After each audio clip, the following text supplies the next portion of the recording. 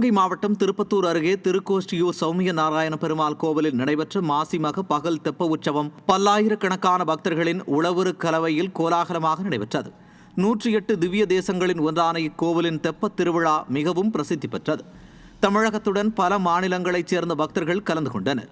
பெருமாள் ஸ்ரீதேவி பூதேவியாருடன் தங்கப் பல்லக்கில் வீதி உலா, பின்னர் தெப்ப மண்டபத்திற்கு சென்று தீபாராதனை மற்றும் பகல் தெப்பத்தில் பக்தர்களுக்கு அருள் பாலித்த நிகழ்வுகள் இடம்பெற்றன.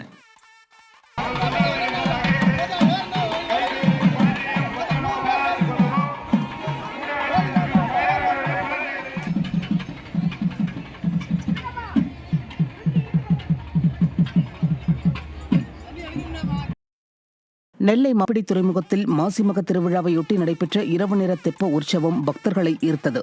மின் விளக்குகள், பூ அலங்காரங்களால் செழிப்புடன் அமைக்கப்பட்ட படகுகளில் பல்வேறு உற்சவ மூர்த்திகள் எழுந்தருளி கடல் மற்றும் ஆற்றில் வலம் வந்தனர்.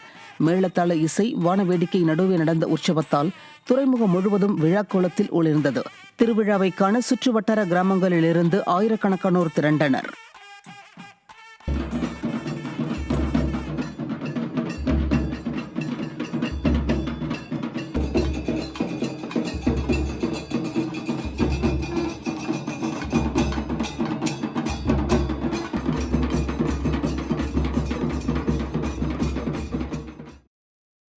திருப்பூர் மாவட்டம் திருமுருகன்பூண்டி திருமுருகநாத சுவாமி கோவில் தெப்போற்சவம் கோலாகலமாக நடைபெற்றது. திருமுருகன்பூண்டி திருமுருகநாத சுவாமி கோவில் தேர் திருவிழா கடந்த 6ஆம் தேதி கொடியேற்றத்துடன் தொடங்கி தினமும் சிறப்பு பூஜைகள், சுவாமி திருவீதி உலா நடைபெற்றன. தொடர்ந்து முக்கிய நிகழ்வான தேரோட்டம் சிறப்பாக நடைபெற்றது. இதைத் தொடர்ந்து மகாமக குளத்தில் தெப்பத்தேர் உற்சவம் விமரிசையாக நடைபெற்றது. விழாவில் சிவலிங்க வடிவில் அலங்கரிக்கப்பட்ட புஷ்ப பல்லக்கில் அம்பாள் சமேதரராக சந்திரசேகர் எழுந்தருளி பக்தர்களுக்கு அருள் பாலித்தார்.